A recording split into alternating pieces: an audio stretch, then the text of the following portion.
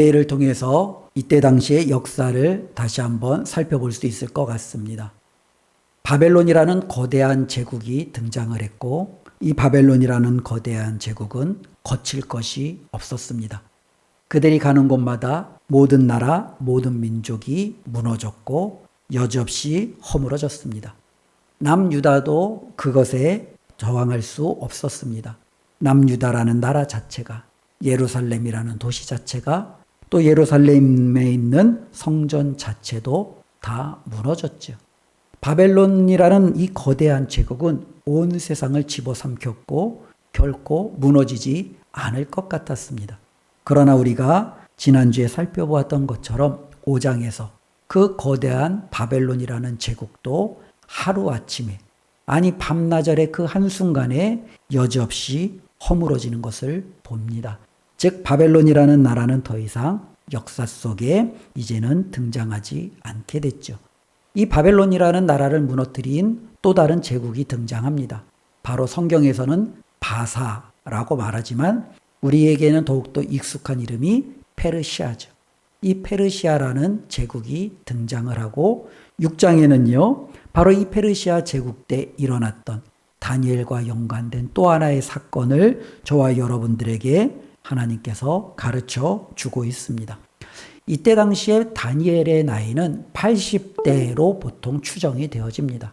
이 다니엘은요, 남유다에 있다가 바벨론에 의해서 포로로 붙잡혀 오죠. 그때가 10대 한 초중반 정도의 나이가 됩니다.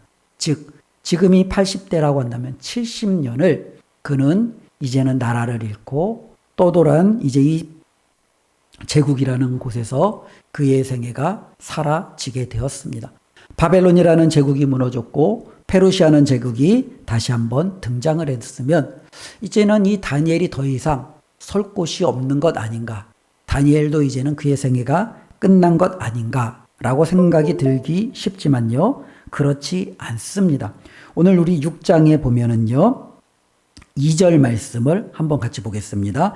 2절 말씀 함께 있습니다. 또 그들 위에 총리 셋을 두었으니 다니엘이 그 중에 하나이라. 예, 특별히 이 페르시아를 다시금 세운 다리오라는 왕이 등장을 하는데요. 이 다리오는요, 이 제국을 함께 다스릴 자신의 충직한 신하를 세웁니다. 그 가운데 총리 3명을 세우게 되죠. 여전히 이 다니엘은 굉장한 왕의 신임을 받는 위치에 있었습니다. 그런데 이 다니엘은 그 3명 중에서도 더 큰 신임을 얻었던 것 같습니다. 우리 3절 말씀 한번 보겠습니다. 다니엘은 마음이 민첩하여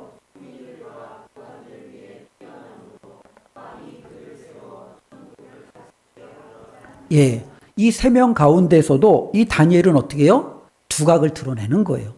왕의 눈에 확 띄는 거예요. 그러니까 이 왕이 어떻습니까? 이 총리 3명이 있지만 셋이 똑같은 권한을 주는 게 아니라 다니엘을 그보다 더 높이는 거죠.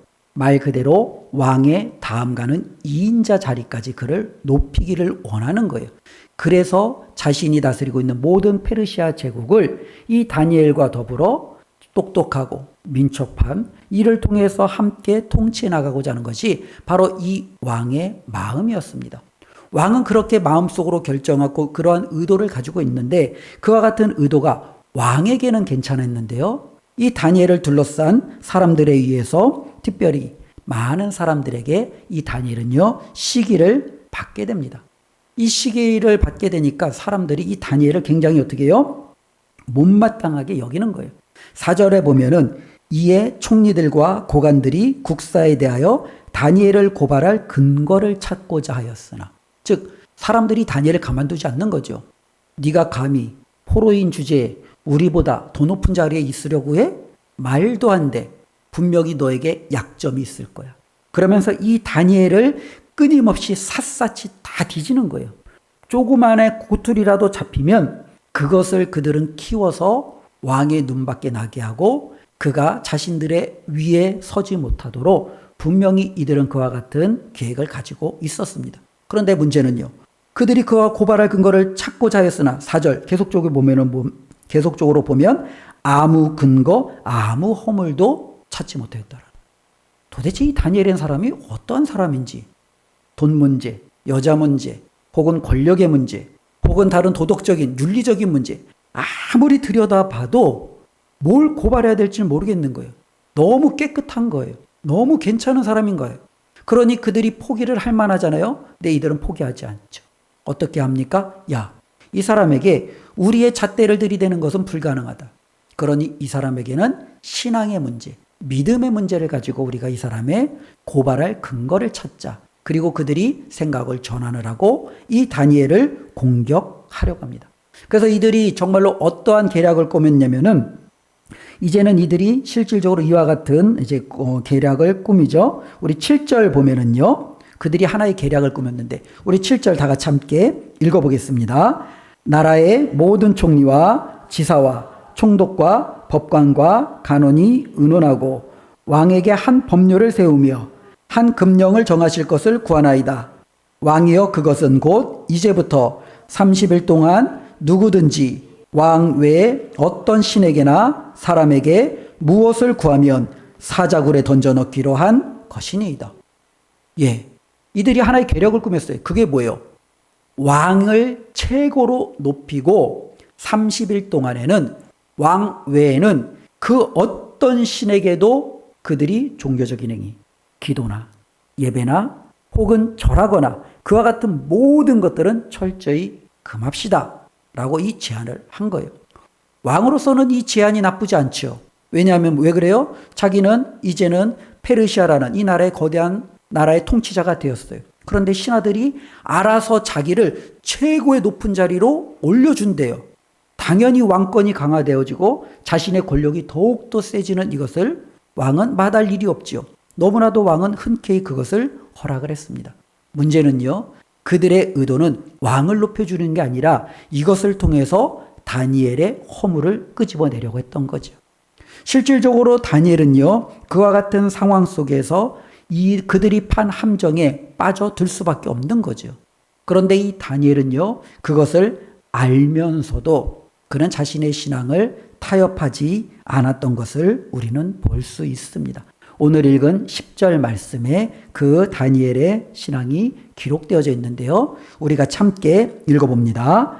다니엘이 이 조서에 왕의 도장이 찍힌 것을 알고도, 여기서 중요한 건 뭐예요? 다니엘이 몰랐나요? 알았어요. 왕 외에 다른 신에게 절하면 그는 왕의 명령을 어긴다는 것을 알았어요. 다니엘은 분명히 모든 그 결과가 어떠한지도 알았어요. 왕의 명령을 거역하면 자기 자신이 어디에 던져진다는 걸 알아요? 사자굴에 던져진다는 것을 그는 알았어요. 다니엘은 이것을 알고도 우리 계속 한번 읽어보겠습니다. 자기 집에 돌아가서는 10절입니다. 자기 집에 돌아가서는 윗방에 올라가 예루살렘으로 향한 창문을 열고 전에 하던 대로 하루 3번씩 무릎을 꿇고 기도하며 그의 하나님께 감사하였다. 다니엘은 어떻게 합니까? 그 모든 것을 알아요. 알매도 불구하고 그는 어떻게 해요? 전에 하던 대로 한 거예요. 그가 뭔가 새롭게 바꾼 거 아니에요. 뭔가 정말로 색다르게 이것을 한 것이 아니에요. 예전에는 만약에 내가 눈을 감고 두 손을 모아서 기도했는데 이제 왕의 명령을 알았으니 이제는 이렇게 하면 걸리니까 어떻게 해요? 두 손 하지 않고 눈 뜨고 눈을 부릅뜨고 그냥 기도하면 사람들이 모르지 않을까? 그렇게 하지 않았다라는 거예요. 그는 어떻게 해요? 여전히 전에 하던 대로 자신이 하나님을 향하여 행했던 기도와 하나님을 향하여 나아갔던 그 삶의 모습을 그는 어쩌면 그를 놓치지 않고 그대로 행해 나가는 그의 모습을 우리는 볼 수 있습니다. 우리가 여기서 좀 생각해 볼 수 있는 것이 이거예요. 많은 사람들이 기도라는 것 자체가 굉장히 쉽게 된다라고 착각하는 경우들이 종종 있어요.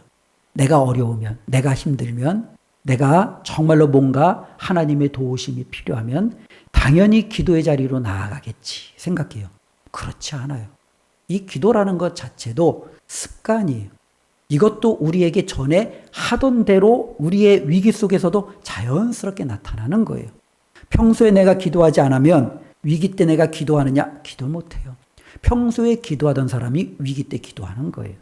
평소에 습관적으로 하나님 앞에 내가 그 자리를 지켰던 사람이 여러 가지 환경이 어려워도 그 자리를 지키는 거예요. 평소에 내가 그 자리를 지키지 않았고 평소에 내가 그 시간을 하나님 앞에 드리지 않았는데 지금 내가 어려우니 나는 당연히 하나님 앞에 나아가서 기도하겠지. 아니라는 거예요. 이 다니엘도요, 그가 정말로 평소에 하던 대로 사자굴에 던져지는 그 상황을 알매도 불구하고 그가 이렇게 할 수 있었던 것은요, 평소에 하던 그의 습관이 있었기 때문에 그렇습니다. 그렇기 때문에 성경에서는요, 누누이 우리에게 하나님께서 말씀하시는 것 중에 하나가 우리가 하나님을 향한 이 신앙이 어떠한 이벤트성으로 주어지는 게 아니라 우리의 평상시의 삶 속에서 계속적으로 그것이 끊임없이 이루어질 것을 말씀하시는 거죠. 우리가 쉬지 않고 기도하고 항상 낭망하지 않고 주님 앞에 우리가 기도하며 부르짖어야 하고 우리가 하나님 앞에 나아가는 정말로 모든 삶의 모습들이 평소에 이루어졌던 그것이 위기 때도 주어진다라는 겁니다. 이것을 기억한다면 우리의 신앙생활도 그렇게 한번 생각해 볼 수 있어요. 예전에도 말씀드렸듯이요. 고등학교 3학년이 되면은 학부모님들과 고3 당사자들은 굉장히 마음이 조급해요. 그래서 그들의 마음이 조급한 사람들은 실질적으로 이제 이 고3 때만큼은 내가 정말로 1년 동안은 내가 정말로 공부에 올인하자. 그리고 공부가 다 끝나면 내가 다시 한번 그때 신앙을 시작하자. 그렇게 생각하는 많은 믿는 부모들, 때로는 교회에 신앙생활했던 많은 자신들이 있어요. 그런데 1년이 지나면 그들이 다시금 교회에 와서 그 신앙생활이 회복되어지느냐? 거의 잘 안 되어져요.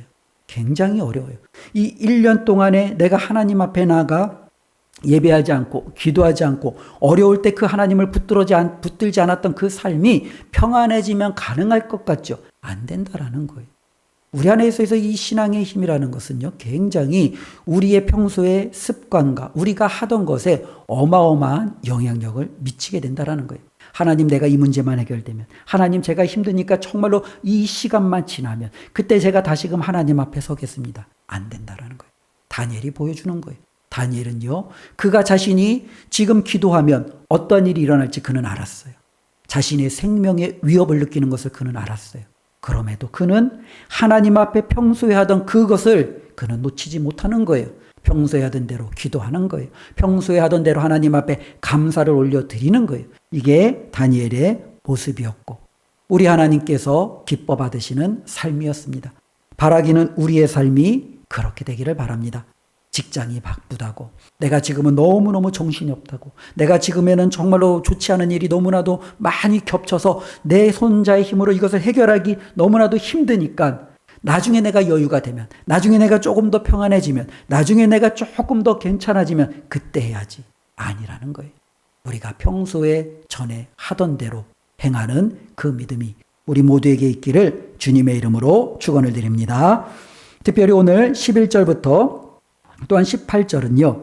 바로 다니엘이 평소대로 했던 이것을 계획했던 총리들, 고관들, 또 수많은 어떻게 보면 왕의 어쩌면 그 대신들이 다 두 눈을 시퍼렇게 뜨고 봤지요. 옳거니 우리의 올무에 걸려들었다. 왕의 조서를 어겼구나. 왕의 조서를 어겼으니 당연히 그 조서에 기록된 대로 이 다니엘을 사자굴에 던질 수 있겠구나. 그들은요, 당연히 그렇게 판단했고 그 근거를 가지고 왕 앞에 나아갑니다. 왕에게 구하는 거죠. 왕께서 우리에게 조서를 내리지 않았습니까? 왕의 조서는 반드시 왕의 통치를 받는 모든 백성은 다 지켜야 되지 않습니까? 그런데 왕이요, 왕의 조서를 알고도 그것을 지키지 않은 사람이 있습니다. 그가 바로 다니엘입니다. 라고 말합니다. 그 이야기를 들었을 때 이 다리오라는 왕은요, 굉장히 마음이 아팠던 것 같아요. 왜냐하면 그는요, 다니엘을 굉장히 높였던 사람이잖아요. 총리로 세웠고 총리 3명 가운데 자기 다음에 가는 버금가는 그 엄청난 그 자리를 맡기고 이제는 함께 제국을 통치해가기를 원했는데 그 사람이 이제는 다른 신하들의 시기와 질투에 의해서 이제는 자신의 조서에 따라 사자굴에 던져지는 위기에 처하게 된 거예요. 그러나 이 다리오는요, 이것을 하고 싶어도 부하들이 이제 닥달하면서 이제 외치는 거예요. 왕이 내린 명령입니다. 왕이 내린 조서입니다. 왕이 그렇게 내려놓고도 시행하지 않으면 누가 왕의 명령을, 누가 왕의 뜻을 따르겠습니까? 많은 시달이 득달같이 일어나죠. 그는요, 마음에는 분명히 다니엘을 살리고 싶었지만 그럴 수 없었습니다. 그래서 그는 이 다니엘을 자신의 조서에 기록된 대로 사자굴에 던져 버립니다. 실질적으로 이 사자굴에 던져지는 이 다니엘은요, 많은 사람들이 볼 때, 야, 드디어 끝났다 라고 생각하는지 모르겠습니다. 그런데 오늘 우리가 오전에 베드로전서 말씀과 비추어 보면은 다니엘은 끝나지 않았어요. 왜냐하면 그에게는 고난이 있었습니다. 사자굴에 던져지는 고난. 주위에 있는 사람들이 시기하고 비방하고 조롱하고 그를 모함하고 어떻게 해서든지 그를 끌어내리려고 하는 수많은 어쩌면 고난과 박해가 이 다니엘의 삶 가운데는 그대로 있었습니다. 그런데 놀랍게도요, 우리 22절 말씀을 한번 볼까요? 우리 22절 말씀 함께 읽습니다. 나의 하나님이 이미 그의 천사를 보내어 사자들의 입을 봉하셨으므로 사자들이 나를 상해하지 못하였사오니. 예, 우리 하나님께서 오늘 베드로를 통해서도 말씀하셨잖아요. 우리가 열심으로 선을 행할 때 그 누가 우리를 해하리요. 어느 누구도 하나님의 백성을, 하나님의 택한 자를 해하지 못한다라는 거예요. 그들은 다니엘을 사자굴에 던질 수 있었지만 사자가 다니엘을 해하지 못하도록 하나님이 사자의 입을 막고 계시는데, 이 사자가 어떻게 다니엘을 해할 수 있겠습니까? 결코 이 다니엘은요, 어떠한 해도 받지 못한다라는 거예요. 우리가 살아가면서 믿음을 지키기 때문에 우리는 여러 가지 어려움을 당할 수 있어요. 사업을 하다가 부도가 날 수 있어요. 열심히 살았는데 뜻하지 않는 질병의 문제로 고통을 당할 수도 있어요. 내가 이렇게 최선을 다해서 준비했는데 왜 나는 취업이 되지 않는 거야? 자기 자신을 한탄하며 그렇게 답답한 심정으로 우리는 스스로를 바라볼 수도 있어요. 그런데 이 고난이 저와 여러분들을 상하게 하거나 해하게 하거나 우리의 삶을 무너뜨리느냐? 그렇지 않다라는 거예요. 그 가운데서도 하나님이 계시면, 취업이 아직 안 되어서, 내가 정말로 사업에 부도가 나서 경제적인 어려움을 겪어도, 내가 여러 가지 내 뜻대로 되지 않아서 정말로 지금 비참한 것 같은 상황에 있다 할지라도 하나님이 거하시면 그것이 저와 여러분들이 해야 할 수 있도록 하나님이 내버려 두지 않는다라는 거예요. 돈 없으면 굶어 죽어요? 아니에요. 하나님이 다른 방식으로 그를 살리세요. 취업 못하면 내 인생이 망해요? 아니에요. 하나님이 또 다른 길을 그에게 열어주시겠지요. 내 질병이, 정말로 내 건강이 너무너무 연약해? 아니에요. 하나님은 그 약한 가운데 하나님의 강함을 드러내실 수 있다라는 거예요. 성경은 여전히 우리에게 그와 같은 것을 보여주고 있다라는 거예요. 사람들이 볼 때 사자굴에 던져진 이 다니엘은요, 어떠한 형편인 것 같아요? 아이고, 미련한 놈. 아유, 바보 같은 놈. 그냥 기도 한번 30일 동안 안 하면 부귀영화가 자기 손에 주어질 텐데, 저런 미련 곰탱이같이 자기 신앙 지키려다가 생명까지도 잃는 너무나도 미련한 곰탱이가 바로 이 다니엘이 아니겠습니까? 그런데 사자굴에 떨어진 다니엘은 어때요? 뭐하고 있을까요? 사자 타고 놀고 있을까요? 사자를 쓰다듬어. 그러니까 아이고 귀여워, 사자 일로 와봐. 그러면 이 사자랑 요즘 있으면은 뭐 휴대폰으로 같이 막 사진도 찍고 막 그러지 않았을까요? 아마 이 사자굴에 던져진 이 다니엘은 두려움이 없는 거예요. 무서움이 없는 거예요. 평안한 거예요. 왜요? 하나님이 사자의 입과 발톱을 묶어두셔서 이 사자는 이 다니엘을 손끝 하나 건드릴 수 없다는 것을 아니, 그것은요, 사람들이 생각하기에 가장 위험한 장소가 아니라 하나님이 나를 가장 사랑하고 있구나, 그가 무엇보다도 알 수 있는 장소가 되는 거예요. 아마 이 사자굴의 그 경험은 다니엘이 그곳에서 나온 이후에도 아마 그의 평생의 가슴 깊이 새겨지지 않을까요? 하나님이 나를 그렇게 사랑하시는구나. 하나님이 나를 그렇게 지켜주시는구나. 정말로 하나님의 말씀대로 그 어느 것도 나를 해하지 못하는구나. 아마 이것만큼 다니엘에게 가장 각인되어지는 엄청난 그 간증이 무엇이 될 수 있겠습니까? 바로 저와 여러분들의 삶 가운데 우리 하나님께서 그렇게 행하신다라는 거예요. 그런데 여기에서 그치지 않아요. 하나님은요.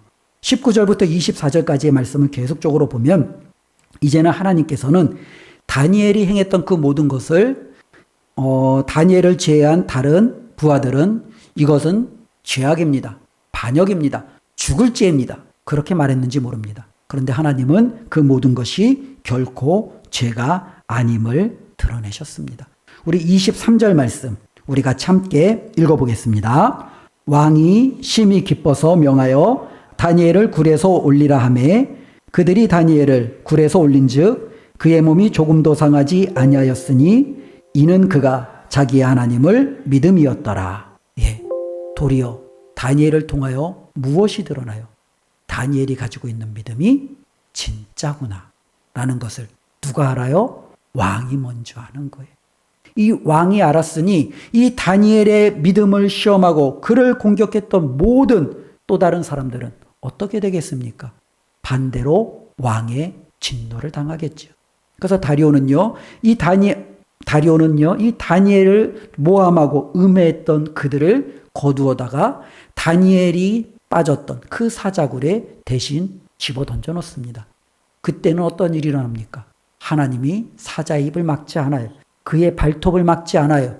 도리어 그들의 뼈까지 으스러지며 그들이 어쩌면 다니엘을 그렇게 죽이려고 했던 그 모습 그대로 자신들에게 돌아오는 것을 우리에게 보여주고 있습니다. 신앙을 지키고 믿음을 지킬 때 우리 하나님께서는요, 바로 그들에게 이와 같이 보여주신다라는 거예요. 우리가 다시 한번 다니엘을 생각해 보십시오. 알고도 내가 정말로 이것을 행하면 목숨을 내놔야 되는데, 내가 이렇게 하면 내 삶의 모든 것이 한순간에 무너질 수밖에 없는데, 그런데도 믿음 지킬 수 있는가? 라는 문제 앞에서 다니엘은 지킬 수 있다라는 거예요. 그래서 그는요, 자신의 모든 것을 걸고 하나님 편에서 섰어요. 그랬더니 우리 하나님이 그를 내버려 두지 아니하시고 그를 지켜주셨어요. 그를 모함했던 모든 자들의 그 악한 권세로부터 그를 정말로 하나님께서 변호해 주셨어요. 다니엘의 믿음이 진짜다. 다니엘이 믿는 하나님이 진짜 하나님이다. 라는 것을 많은 사람들에게 보여주었습니다. 우리의 삶 속에서도 이와 같은 하나님의 놀라운 역사가 나타났으면 좋겠습니다. 그러기 위해서 우리가 어떻게 해야 되겠습니까? 오늘 말씀을 통해서 몇 가지만 우리가 좀 우리의 삶에 적용할 수 있는 것들을 가지면 좋을 것 같아요. 특별히 오늘 말씀에 보면은요, 우리 10절 말씀 다시 한번 볼까요? 10절 다 같이 함께 읽겠습니다. 다니엘이 이 조서에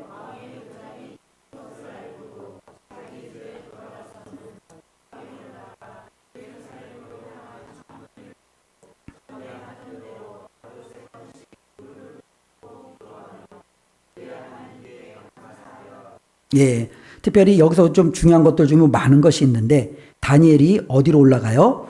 윗방. 그리고 그가 하루에 몇 번이요? 3번. 어쩌면 이 다니엘은 하나님 앞에 자신이 기도할 공간이 있었어요. 자신이 기도할 시간이 있었어요. 그것을 무엇보다도 그는 확보하고 하나님 앞에 그 시간을 지켰어요. 우리가 하나님 앞에 우리 자신을 되돌아보는 거죠. 나는 하나님을 만나는 골방이 있는가? 이 골방이 꼭 반드시 이와 같은 방이 될 필요는 없어요. 누누이 말하지만 우리가 잡은 운전대가 골방이 될 수 있어요. 퇴근하고 주차장에서 조용히 시동을 끄고 그 시동 앞에서 내가 5분 동안 하나님을 만나면 그게 바로 저와 여러분들의 윗방이 되는 거죠. 그 시간이 바로 내가 하나님을 만나는 시간이 되는 거죠.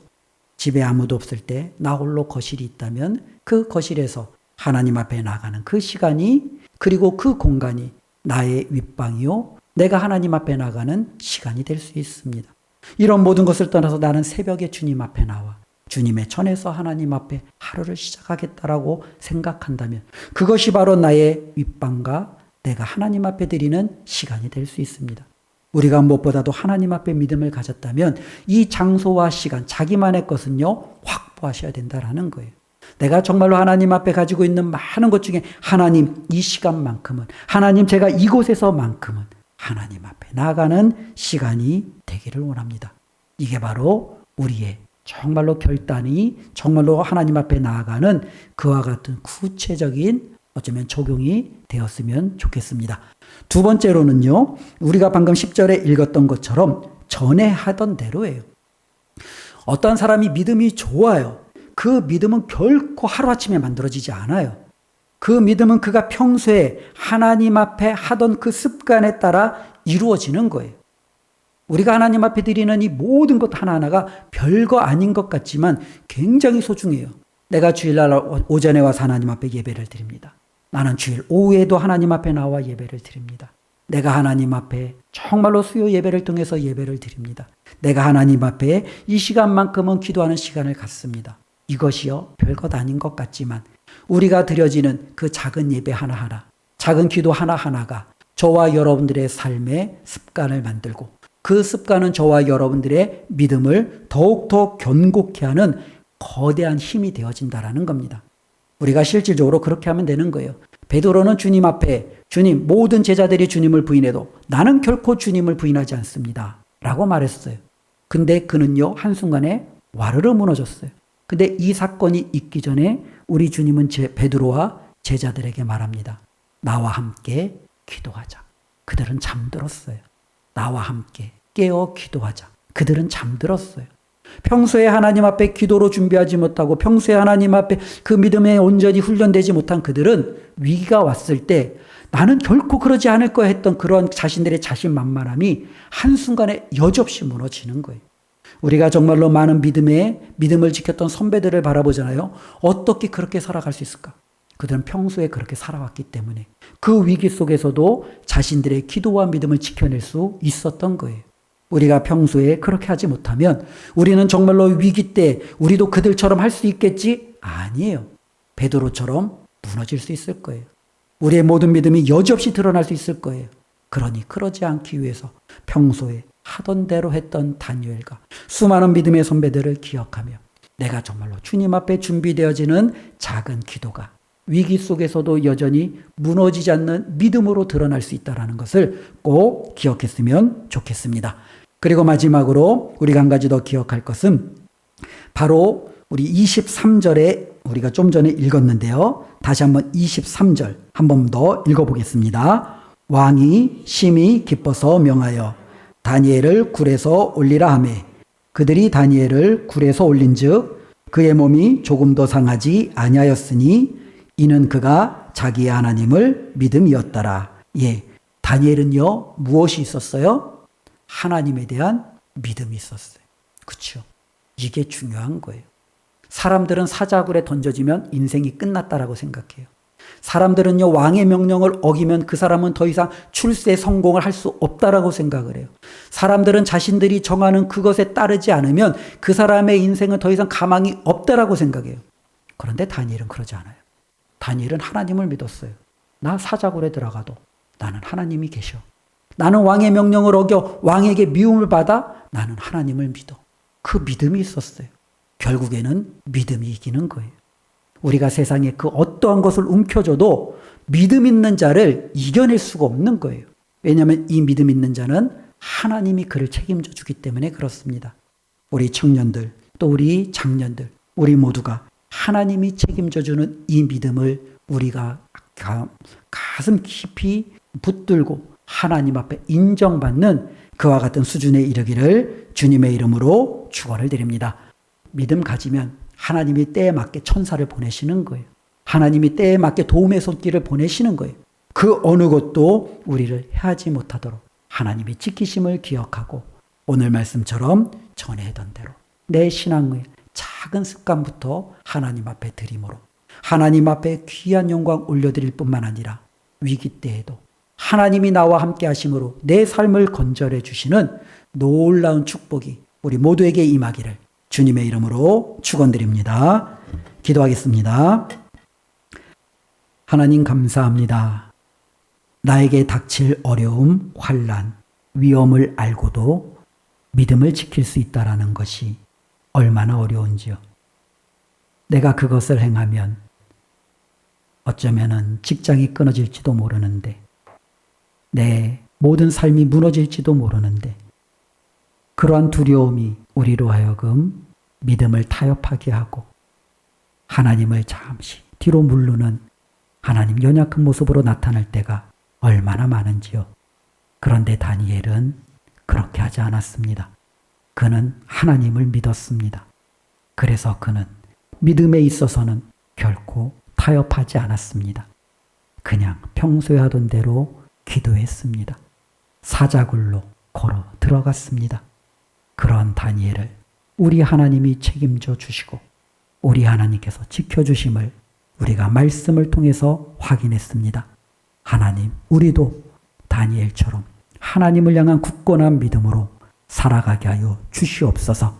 내 인생을 내가 주장하는 것이 아니라 하나님이 책임져 주시는 복된 삶을 살게 하여 주시옵소서.